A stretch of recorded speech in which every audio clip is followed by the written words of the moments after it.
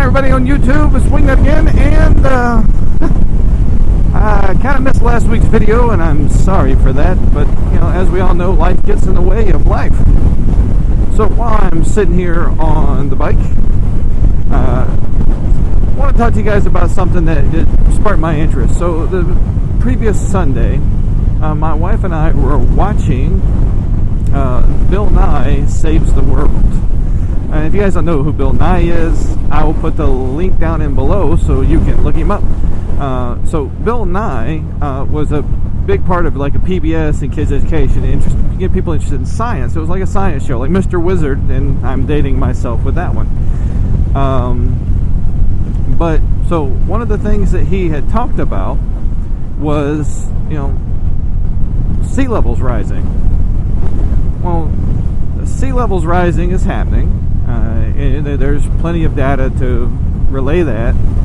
Climate change is happening. We are seeing it now with our seasons shifting, especially right here in this area. It seems like everything is shifted a little bit to the right as far as when things happen, you know, how long summer is and everything else. But, you know, I've lived in this area on and off for the last 17 years. I've lived next to a coast for 17 years, and I have seen firsthand, you know, and granted this is anecdotal, this is my experiences, that, you know, we're having a problem with flooding. The area is not very well built as it is because it's an older area, and, you know, the infrastructure is hard to keep up to date on older areas of the country. We're seeing more flooding, and I'm not saying that, you know, the flooding is worse. What I'm saying is consistently more flooding. Like when there's heavy rain and high tide, streets are backing up, you know, rivers and tributaries in the area backing up. And they've done that in the past, but it wasn't as consistent. I mean, just about every heavy rain now, we are having an issue with, you know, it flooding out. Like, for instance, we've been going down Hampton Boulevard, and this floods consistently with every rain. You go over towards my neighborhood, and sections of my neighborhood floods out with real heavy rains, especially at high tide, because all the storm drains go out to the sea. Which is why you shouldn't pour shit down the storm drains that's not water. Just saying while we're on the subject. But so climate change is happening, and in our lifetimes, and those that are watching, we've seen it. You know, we've seen it, and there's a lot of disputes back and forth about whether or not it's a real thing, that whether or not it's happening is fake, or why we still have winters if there's global warming. Well, global warming, you're still going to have some types of winters, and I'm not saying that it's going to get completely horrible in the next, you know, 5-10 years, but there's going to be a gradual increase in the planet's temperature. Less polar ice caps, more water, you know, in the ocean, sea levels rising. In areas like this, you know, Norfolk, Virginia, or as Bill and I would say, exotic areas like Norfolk,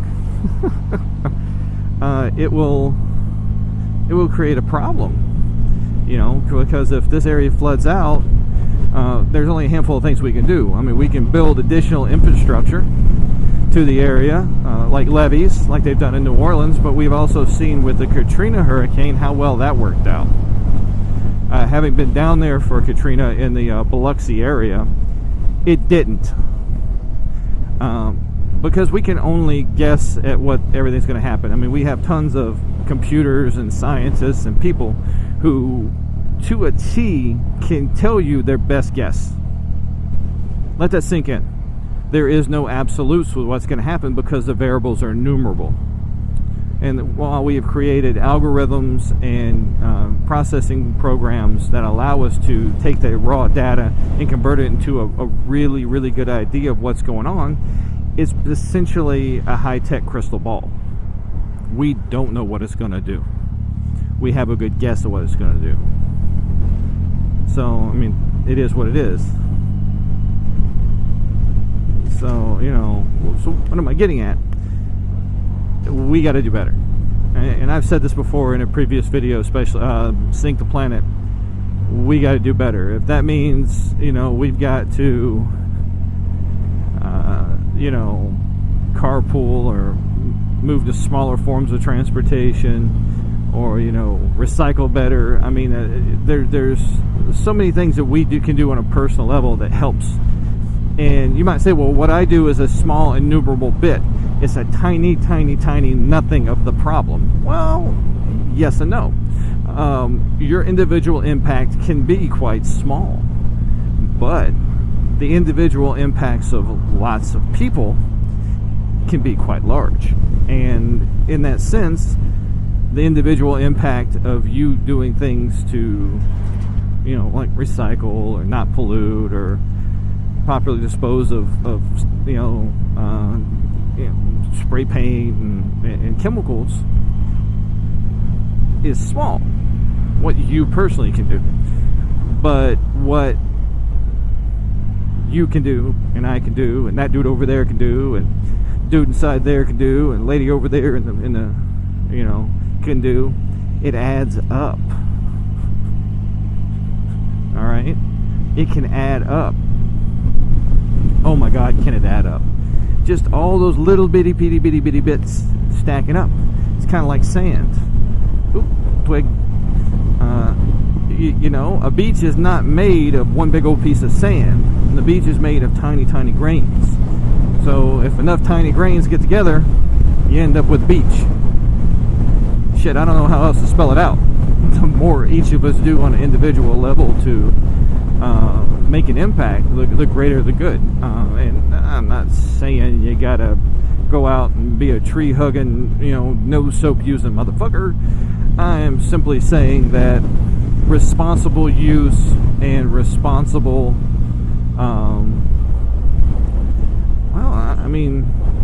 caretaking of your own personal world will make a huge difference, especially if you set an example. Everybody's got somebody to look up to, or somebody looks up to them. So if we each set a positive example, you're going to have an impact. I don't have kids of my own, but if I set a really good example and I do good, strive that, maybe my neighbor will see that, maybe a friend will see it, maybe a relative will see it, and they'll want to do better. Well, shit, look how easy that is. He's having a great time doing it. Woo! Recycle. And it's not just about recycling or hazmat. It's responsible use of resources. It's just so innumerable. I keep using that word, innumerable. I think it's because I just learned it. But there's so much. There's just so much.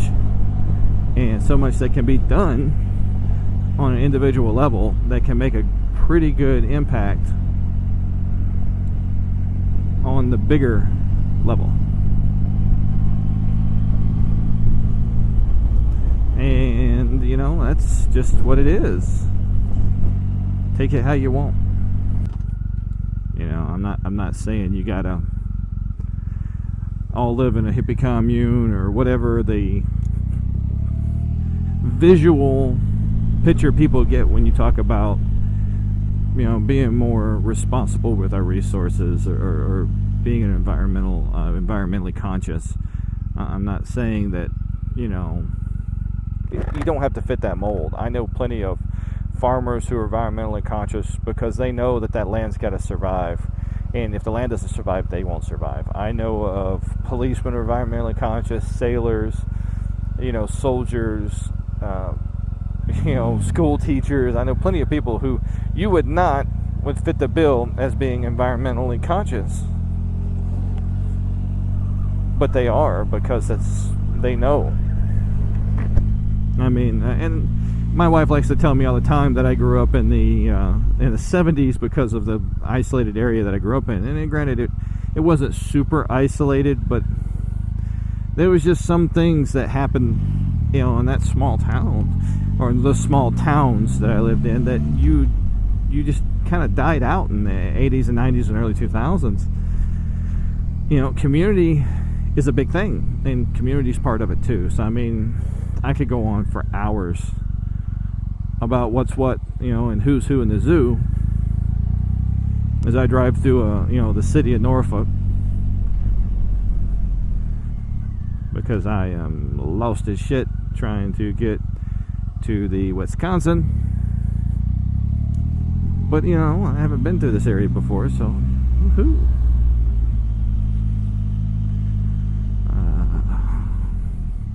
Oh, there's the Wisconsin. There's the ship.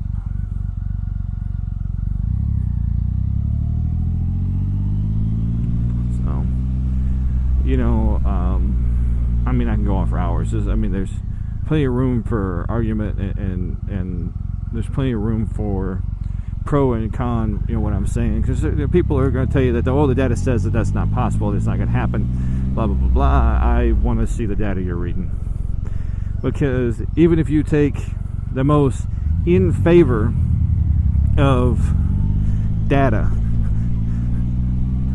it still tells you that shit's changing, you know, and people do manipulate data to fit their own need, because you can basically mine it one way or the other.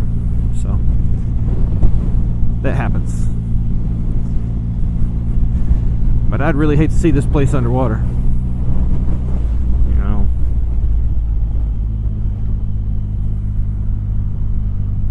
This has been my home for, you know, better part of, you know, 2 decades.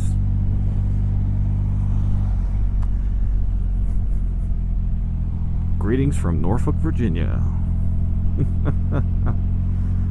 Ever about this stuff, but if you want to have a conversation about it, if you want to sit down and have a, you know, hit me up.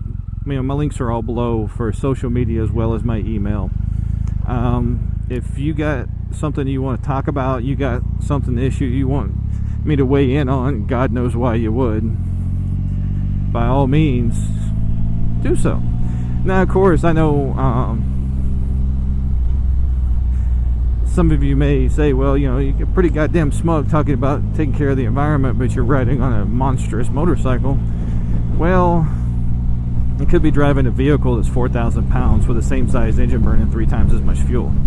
So yeah, I know I'm not an absolute hypocrite when it comes to this, but, you know, we gotta see it for what it is. But hey, if you like what I gotta say, you've been listening, subscribe, like, dislike, it's on you. Have a good one.